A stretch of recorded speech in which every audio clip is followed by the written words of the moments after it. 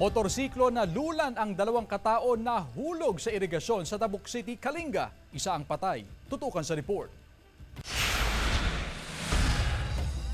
Aksidenteng nahulog ang isang motorsiklo sa irigasyon sa bahagi ng barangay Ipil, Tabuk City, Kalinga, gabi ng October 10. Sakay ng motorsiklo ang 18 anyos na si Kate Damagen at 19 anyos na si Ashlyn Tandingan. Nalunod si Damagen. Nakaligtas naman si Tandingan na dinala sa ospital. Wala pang pahayag ang kaanak ng mga biktima.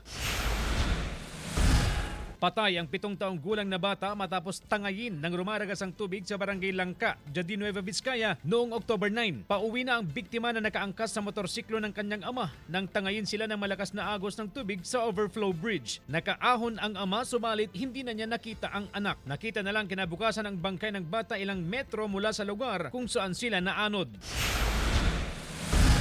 Nasawi ang 18 anyos na estudyante na lumahok sa fun run ng isang universidad sa Ilagan City sa Isabela noong October 10. Bigla na lang daw bumagsak at nawalan ng malay ang lalaking biktima. Binigyan ng first aid at nagsagawa ng CPR sa estudyante pero binawian din ng buhay. CJ Torida, One North, Central Luzon.